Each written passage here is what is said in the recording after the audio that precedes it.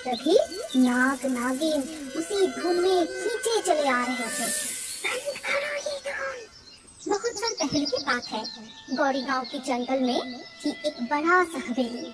किसी को भी इस हवेली के बारे में पता नहीं था और जंगल भी इतना घना था कि कोई साहस भी नहीं कर पाता था उस जंगल में जाने की। इसीलिए सारे पशु पक्षी जंतु निश्चिंत होकर उस जंगल में रहते थे। लेकिन उस जंगल में जो हवेली था वहाँ पर तो मणिधारी नाग और नागिन रहती थी। वो नाग नागिन हर सुबह सूर्य उदय होने के साथ साथ सूर्य देव की तपस्या करते थे।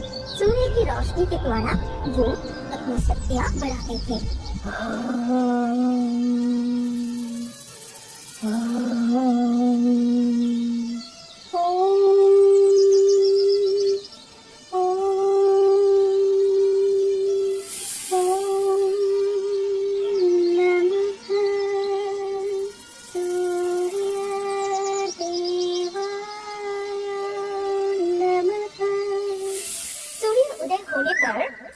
पशु पक्षी खाना ढूंढने के लिए निकलते थे और उसी समय खेलते कूदते भी थे।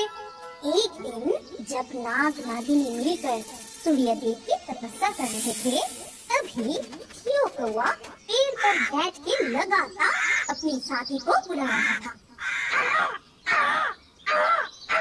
और इसके कारण नाग नागिन की तपस्या में भंग हो रही थी। तभी नागिन गुस्से में अपनी जादुई शक्ति से खियो को एक पत्थर बना दिया। उसी पर एक मेंढक आके नागराज के ऊपर चढ़ गया। तभी नागराज भी बहुत गुस्से में आके बोला, तेरी इतनी मजाल कि तू मेरे तपस्या में बाधा डाले, मैं अबे तुझे सबक सिखाता हूँ। फिर उसने मेंढक को भी अपनी शक्तियों से पत्थर बना दिया। ठीक उसी समय दुनिया कुछ फल लेके जा रही थी। वो मेंढक और खियो कौवा को पत्थर बनते देख के चौंक गई और उसके मुंह से सारे फल गिर गए। अरे बाप रे, ये क्या हो गया? दुनिया के मुंह से फल गिरा तो गिरा, नागराज और नागिन के बिल्कुल सामने। तभी आज हमारी तपस्या में इतनी बाधा क्यों आ रही है? अब इस दुनिया को भी सबक सिखाना पड़ेगा। नहीं नहीं, मुझे छोड़ दीजिए, मेरे बच्चे भूखे हैं। मैंने आप दोनों को देख नहीं पाई। मेंढक को पत्थर बनते देख के डर गई थी और मेरे फल गिर गए। उसी समय एक शिकारी दुनिया का शिकार करने के लिए धनुक उठा रहा था, जो पहले से ही सारस और शालिक का शिकार कर चुका था। अरे और एक पंछी इसका भी शिकार करता हूँ। ये इंसान कहाँ से आ गया? अरे ये तो दुनिया को मारना चाहता है। शिकारी को देखते ही नागिन ने उसे डस लिया और वो शिकारी मर गया। अरे बाप रे, नागिन ने काट लिया। आप कितने अच्छे हैं, आपने मेरी जान बचाई। मैं हमेशा आप दोनों की आभारी रहूंगी और मैं हमेशा आप दोनों के ध्यान में रखूंगी। ये कह के दुनिया वहाँ से चली जाती है। लेकिन फिर एक दिन उसी जंगल में दो तांत्रिक तपस्या करने आते हैं। तभी उन दोनों तांत्रिक को एक रोशनी दिखाई देते हैं। भैरव, तुझे कोई रोशनी दिखाई दे रहा है क्या? हाँ भैरव, दिखाई दे रहा है, लेकिन इतनी रात को इस जंगल में ये रोशनी कुछ अजीब सा नहीं है? चल भैरव, ये रोशनी जिधर से आ रहा है उधर चलते हैं। फिर वो दोनों रोशनी की तरफ जाते हैं और वहाँ पहुँच के उनको वो हवेली दिखाई देता है जहाँ नाग नागिन खेल रहे थे और वो दोनों माथे पे मणि धारण किए हुए थे, जिससे इतनी तेज रोशनी निकल रही थी। नाग नागिन को देखते ही गैरा कहता है, अगर ये मणि हमें मिल जाए तो हम दुनिया के सबसे शक्तिशाली तांत्रिक बन जाएंगे और बहुत अमीर बन जाएंगे। अभी इनको छोड़ देते हैं, लेकिन इनके उजाले में इनके शक्तियाँ कम हो जाते हैं, तभी इन दोनों को बंदी बनाना होगा। ठीक है, तो चलो अब चले। फिर पूरी रात भैरव और कैरव तांत्रिक आग जला के पूजा पाठ करते रहे और सुबह होते ही दोनों तांत्रिक मिलकर बीन बजाना शुरू कर देते हैं। तभी नाग नागिन उसी धुन में खींचे चले आ रहे थे।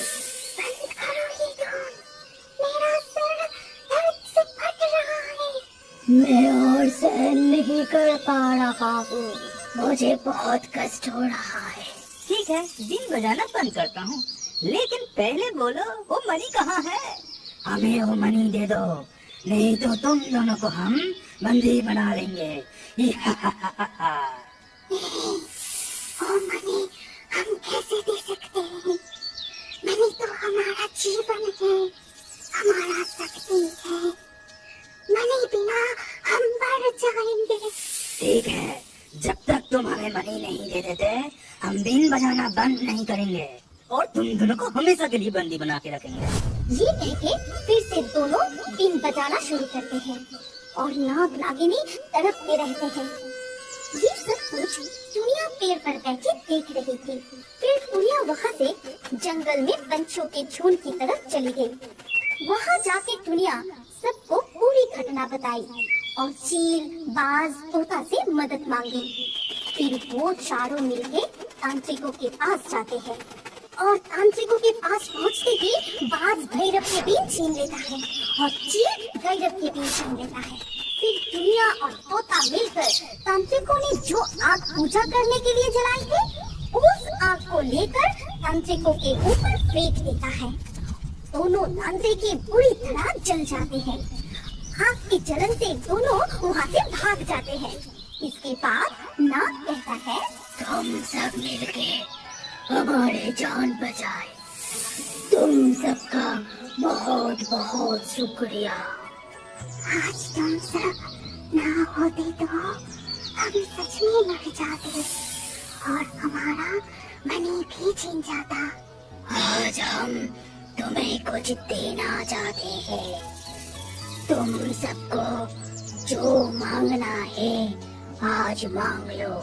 नागराज, आप सब क्यों कौवा और मेंढक को पत्थर से आजाद कर दीजिए, वो भी हमारे साथी है। हाँ नागराज, उनको क्षमा कर दीजिए, वो फिर से कभी ऐसा नहीं करेगा। हम सब मिलके उनको समझा देंगे और हम भी सतर्क हो जाएंगे ताकि आप दोनों की तपस्या में कोई बाधा न आए। ठीक है। ये कह के नागराज मेंढक को और नागिन क्यों कौवा को फिर से पत्थर से आजाद कर देते हैं और उसके बाद सब मिलकर एक साथ खुशी खुशी रहने लगते हैं। उस नागिन ने फिर से उसके बच्चों को खा लिया था। मीनू की हालत रो रो कर खराब हो गई। मथुरा की एक छोटी सी गांव चिंतामणि में एक बड़ा सा जंगल था जिसमें एक नीम का पेड़ था। उस पेड़ में मीनू नाम की एक चिड़िया अपने घोंसले में खुशी से रहती थी। मीनू ने कुछ हफ्ते पहले अंडे दिए थे और उसने अपने घोंसले में अंडों को संभाल कर रखा था। सब ठीक चल रहा था और मीनू के अंडे बस कुछ ही दिनों में फूटने वाले थे। मीनू बहुत खुश थी और अपने बच्चे के लिए बहुत सारे खाना इकट्ठा करने में व्यस्त थी। मेरे बच्चे बस कुछ ही दिनों में आने वाले हैं, उनके लिए मुझे इतना खाना लाना पड़ेगा कि मैं उनकी अच्छे से देखभाल कर पाऊँ। ये कहते ही मीनू अपने बच्चे के लिए और खाना ढूंढने चली गई। उस दिन दोपहर को जब मीनू खाना लेकर घोंसले में लौटी तो उसके होश ही उड़ गई। उसके अंडों का कोई आता पता नहीं था। अरे मेरे बच्चे कहाँ गए?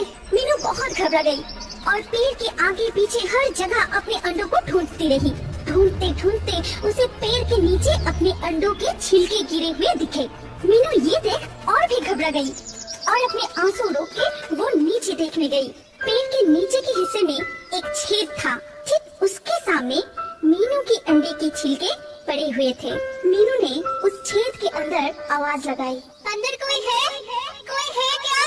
अंदर से कोई आवाज नहीं आया, पर कुछ ही देर बाद अंदर से एक नागिन बाहर आई। क्या बात है? क्यों चिल्ला रही हो? तुमने मेरे अंडे को खा? हाँ, मैंने खाए तुम्हारे अंडे, बहुत स्वादिष्ट थे। तुम्हारी इतनी हिम्मत, तुमने मेरे बच्चे को खा लिया? ये कहते ही मीनू रो पड़ी। मैंने तुम्हारा क्या बिगाड़ा था?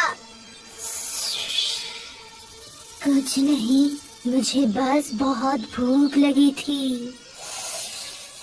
तुम मेरे पेड़ पे क्यों आई? चले जाओ यहाँ से। मुझे ये पेड़ पसंद आ गई इसीलिए। तुम क्या कर लोगी अगर मैं यहाँ रहूँ तो? चलो निकलो यहाँ से, मुझे अभी सोने जाना है। ये कह के नागिन पेड़ के छेद के अंदर चली गई।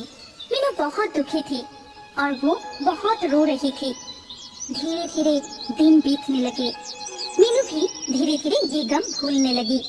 कुछ दिन बाद उसने फिर से नया अंडे दिए। इस बार वो अपने घोंसले में ही बैठी थी ताकि कोई उसके अंडों को छू ना पाए। पर एक दिन सुबह उसने फिर अपने अंडे के छिलके को अपने घोंसले में बिखरा हुआ पाया। उस नागिन ने फिर से उसके बच्चों को खा लिया था।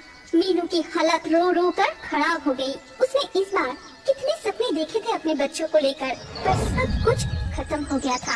एक दिन चीकी उसके घोंसले में हालचाल पूछने आई। तभी मीनू बहुत रो रही थी। अरे मीनू, तू रो रही है, क्या हुआ तुझे? फिर मीनू चीकी को सारी बात बताने लगी। क्या? उस नागिन की इतनी हिम्मत, मैं अभी उसे मजा चखाती हूँ। अरे चीची रुक जा, ऐसे नहीं होगा, कोई और तरकीब सोचना पड़ेगा। कोई और तरकीब? रुको, मेरे पास एक आइडिया है मीनू। कैसा आइडिया? तू अगली बार जब अंडे देगी तो वो अंडे हम मेरे घर में छुपा देंगे और यहाँ कुछ नकली अंडे रख के उनमें गोंद लगा देंगे। उसे खाने पे नागिन जिंदगी में कभी भी तेरे अंडे तो क्या कुछ भी खा नहीं पाएंगे। कैसा लगा मेरा प्लान? वाह, बहुत अच्छा आइडिया है चिचकी। इससे वो नागिन फिर कभी भी मेरे अंडे पर नजर भी नहीं डालेगी। कुछ ही हफ्ते बाद ही मीनू ने फिर से अंडे दिए। इस बार चिक्की के प्लान के मुताबिक अंडे फूटने के कुछ दिन पहले मीनू ने अपने अंडे चिक्की के घर में रख दिए और अपने घर में नकली अंडों में गंद लगा के खुद खाना ढूंढने चली गई। वापस लौटते ही उसने देखा कि घोंसले में अंडों के छिलके गिरे हुए हैं और वो ये देखकर खुश हो गई और वो पेड़ के नीचे वाले छेद के बाहर जाके खड़ी हो गई। अंदर थोड़ा झांक कर मीनू ने जोर जोर से कहा, क्या है नागिन, कैसे लगे मेरे अंडे? नागिन के मुंह गंद के कारण चिपक गया था और नागिन कुछ भी नहीं बोल पा रही थी। अब मजा आया ना? आइंदा कभी मेरे अंडों की तरफ देखना भी नहीं। तुमने मेरे बच्चों को खाया है, उसके आगे ये सजा तो कुछ भी नहीं। अब तुम भुगतो। ये कहते ही नागिन को उसके हाल पर छोड़ के मीनू चिकी के घर में चली गई। वहाँ पहुँचते ही मीनू ने चिकी का शुक्रिया अदा किया। चिचकी, तेरा ये एहसान मैं जिंदगी में कभी नहीं भूलूंगी। तेरा बहुत बहुत शुक्रिया। अरे मीनू, दोस्त होते किस लिए है? कोई शुक्रिया वुक्रिया की जरूरत नहीं है। इसके बाद कुछ ही दिनों में मीनू के अंडे फूट गए और उनमें से प्यारे प्यारे 3 बच्चे बाहर आए। मीनू की खुशी का ठिकाना ही नहीं था। मीनू फिर अपने बच्चे को लेकर वापस अपने पेड़ पर लौट आई। वहाँ आते ही उसने देखा कि नागिन नीचे लेटी हुई है और हिल नहीं रही है। मीनू अपने बच्चे को घोंसले में रखकर नीचे देखने गई कि बात क्या है। क्या हुआ नागिन? मीनू की आवाज सुनते ही नागिन थोड़ा सा हिल उठी। फिर नागिन के आँखों में आंसू आ गई और वो रो पड़ी। नागिन को अब तक अपने पापों का सजा मिल चुका था और उसको अपनी गलती का एहसास भी हो गया था। उसे बुरी तरह रोते देख मीनू को बिल्कुल भी अच्छा नहीं लगा। नागिन कितनी भी बुरी ना हो, मीनू किसी को दर्द में छोड़ नहीं सकती थी। उसने नागिन से पूछा, तुम्हें अपनी गलतियों का एहसास हो गया है ना? नागिन ने अपने सिर हाँ में हिलाया। ठीक है, मैं तुम्हारी मदद करती हूँ, लेकिन एक शर्त पे। नागिन ने इस बात पर भी अपने सिर हाँ में हिलाया। मेरा शर्त ये है कि आज के बाद तुम किसी की भी जान नहीं लोगे, किसी की भी अंडे और उनके बच्चों को कभी भी किसी तरह से चोट नहीं पहुंचाओगे। क्या तुम वादा करती हो? नागिन इस पर भी राजी हो गई और फिर से रोने लगी। अपना वादा याद रखना, इसे तोड़ना मत। फिर मीनू चिकी के घर की तरफ उड़ गई। वहाँ पहुँचते ही मीनू ने चिकी को नागिन की बुरी हालात के बारे में बताया। चिचकी, हमें नागिन की मदद करना चाहिए। उसको मैंने शर्त दिया है कि वो मेरे तो क्या किसी के भी अंडे नहीं खाएंगे। तुम बहुत ज्यादा ही अच्छी हो। अगर उसने फिर से तुम्हारे बच्चों को चोट पहुंचाया तो तुम क्या करोगी? नहीं चिचकी, वो ऐसा नहीं करेगी। मैंने कहा है कि मैं उसे इसी शर्त पे मदद करूंगी। अगर हम उसकी मदद नहीं करेंगे तो वो कुछ खा नहीं पाएगी और मर जाएगी। मैं किसी को मारना नहीं चाहती। अच्छा ठीक है, मैं कोई तरकीब ढूंढती हूँ। तुम अपने बच्चों के पास जाओ। मीनू अपने घर लौट आई और दूसरी तरफ चिकी गोंद को हटाने के लिए कोई तरकीब की खोज में जंगल में घूमती रही। आखिर में उसे एक बूढ़ा कौवा मिला जो इस जंगल को बहुत अच्छे से जानते थे। चिकी ने सोचा कि उनके पास कोई ना कोई तरकीब जरूर होगा और उसने उनको पूरी बात बताई। अच्छा, तो ऐसी बात है। क्या आपको कोई तरीका पता है इसको ठीक करने का? हाँ तो, पर इसके लिए तुम्हें मुझे वादा करना पड़ेगा कि तुम ये बात किसी को नहीं बताओगे। नहीं, मैं क्यों किसी को बताऊंगी? मुझे तो बस अपने दोस्त की मदद करनी है। ठीक है, तो सुनो। जंगल के उस पार चमत्कारी जड़ी बूटी के कई पौधे हैं। ये बात किसी को नहीं पता। उनके पत्ते कुछ भी ठीक कर सकते हैं। क्या सच में? हाँ, पर किसी को बताना नहीं। वो जड़ी बूटियाँ छिपे हुए हैं और उनके सिर्फ 4 ही पत्तियाँ होती है। मैं तुम्हें सिर्फ इतना ही बता सकता हूँ, बाकी तुम्हें खुद ही ढूंढना पड़ेगा। ठीक है, आपका बहुत बहुत शुक्रिया। चिकी फिर जंगल में उड़ गई और जड़ी बूटियाँ ढूंढने लगी। घंटे बीत गए थे, वो बहुत थक गई थी और शाम भी होने वाली थी। तभी उसको नीचे बहुत सारे छोटे पौधा नजर आए और उनमें सिर्फ 4 ही पत्ते थे। अरे, मिल गई जड़ी बूटी। चिकी ने एक पत्ती तोड़ ली और जितनी जल्दी हो सके उतनी जल्दी मीनू के घर चली गई। अरे छिचकी, कहाँ रह गई थी तू? मुझे कितनी चिंता हो रही थी पता है? अरे मैं बिल्कुल ठीक हूँ। चल अब नागिन के पास। मुझे गोंद हटाने का टोट मिल गया। सच में? अच्छा चल। फिर वो दोनों नागिन के पास चला गया और चिकी ने नागिन के मुंह में जड़ी बूटी के पत्ते का लेप लगा दिया और सच में ही नागिन के मुंह से गोंद हट जाने लगा। कुछ ही देर में उसके मुंह से पूरा गोंद हट गया। तुम्हारा बहुत बहुत शुक्रिया दोस्त। तुम नहीं होती तो शायद मैं जिंदा ही नहीं रह पाती। मुझे माफ करना और तुम्हारे शर्त के मुताबिक मैं अपना वादा जिंदगी भर निभाऊंगी और किसी को भी चोट नहीं पहुंचाऊंगी।